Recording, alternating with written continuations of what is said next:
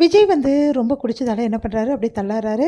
உடனே வந்து காவேரி நீ பத்திரமா கூட்டிகிட்டு போமா விஜய அப்படின்னு சொல்லிட்டு தாத்தா அமுச்சு வைக்கிறாரு. அடுத்து விஜய் வந்தோடனே நீ ஒன்று என்னை கூட்டின்னு போவேனா எனக்கே போ தெரியும் சொல்லிட்டு கீழே விழுறாரு. உடனே தாங்கி பிடிக்கிறாங்க காவேரி. அடுத்து சொல்கிறாங்க ஏன் இப்படிலாம் பண்ணுறீங்க அப்படின்னோடனே நீ ஏன் இப்படிலாம் பண்ணுற, தாத்தா கிட்ட போய் எல்லா விஷயத்தையும் கேட்டிருக்க அப்படின்றாரு.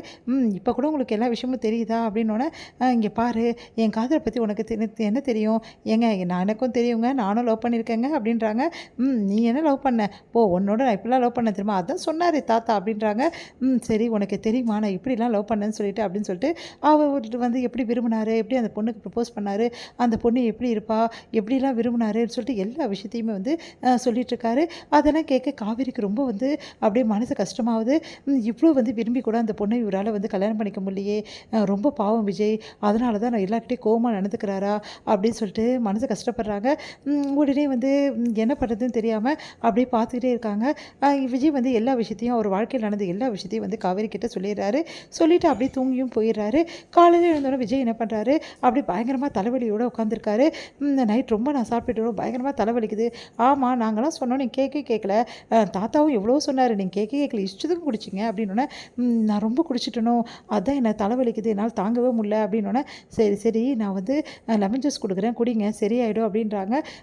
சரி குடித்தாலும் பரவாயில்ல, நேற்று நடந்ததுக்கு நீங்கள் குடிச்சிருந்தா ஒன்றும் ப்ராப்ளம் இல்லை, ஏன் அப்படி சொல்கிற அப்படின்னோடனே பின்ன என்ன தாத்தா தான் உங்ககிட்ட எல்லா விஷயத்தையும் சொல்லிட்டாருன்ற தைரியமா, அவர் மட்டுமா சொன்னார் நீங்களும் தான் சொன்னீங்க, என்னது நானும் சொன்னேனா, ஆமாம் நீங்கள் அந்த பொண்ணை எப்படிலாம் விரும்புனீங்க, என்னென்ன பண்ணீங்க, ஃபஸ்ட்டு ப்ரப்போஸ் எப்படி பண்ணீங்க, எல்லா விஷயத்தையும் சொல்லிட்டீங்க அப்படின்னோடனே ஐயோ நான் நல்லா உளறிட்டேனே, இவ ஏற்கனவே எனக்கு கிண்டல் அடிப்பா இன்னும் கிண்டல் பட்டு போகிறாரு அப்படின்னு சொல்லிட்டு அப்படியே பார்த்துக்கிட்டே இருக்காரு.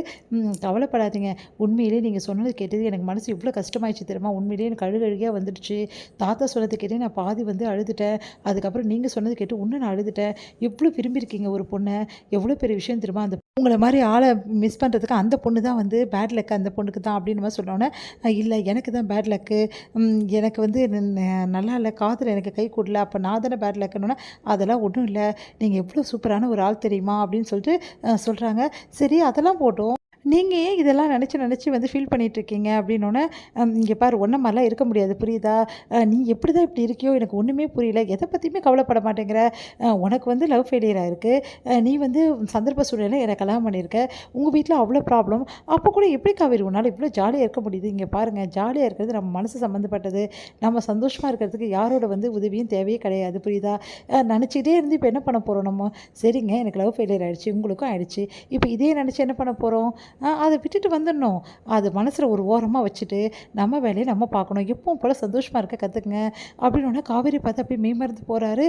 இங்கே பாருங்கள் எனக்கு இருக்க சோகத்தெல்லாம் வந்து நான் உட்காந்துட்டு அதை ஃபீல் பண்ணிவிட்டு உட்காந்துருந்தா மற்ற வேலையை யார் பார்க்குறது சொல்லுங்கள், அதனால தான் அதை ஒரு பக்கமாக ஒதுக்கி வச்சுட்டு நீங்கள் ஜாலியாக இருந்த வந்து ஆள் எப்போவுமே கலகலப்பாக இருப்பீங்கன்னு சொல்லுவாங்க, அந்த கலகலப்பை நான் பார்க்கணும், உங்களால் முடியுமா அப்படின்னோடனே உடனே யோசிக்கிறாரு.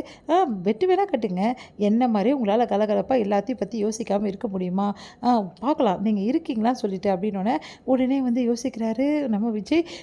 எனக்கு அப்படிலாம் வந்து அப்படின்னோடனே நீங்கள் கலகலப்பாக இருந்தீங்கன்னா தாத்தா இப்படி சந்தோஷமாக இருப்பார் தெரியுமா, இப்போ கூட எவ்வளோ ஃபீல் பண்ணார் தெரியுமா, தாத்தாவை ஃபீல் பண்ணார் அப்படின்னு கேட்குறேன். ஆமாம் தாத்தா தான் அழுதுட்டாரு, தாத்தா வந்து ஒன்று அழணுமா கஷ்டப்படணுமா சொல்லுங்கள், நீங்கள் சந்தோஷமாக இருப்பீங்களா அப்படின்னோடனே ட்ரை பண்ணுறேன் அப்படின்னு சொல்லிட்டு சொல்கிறேன். காவேரி சொன்னது விஜய் வந்து யோசிச்சுட்டு இருக்காரு, நம்ம ஏன் வந்து சோகமாக இருக்கணும், எதுக்காக வந்து டென்ஷனாக இருக்கணும், நம்ம காவேரி சொன்ன மாதிரி கூலாக இருந்தால் என்ன அப்படின்னு சொல்லிட்டு யோசிக்கிறார் விஜய். இது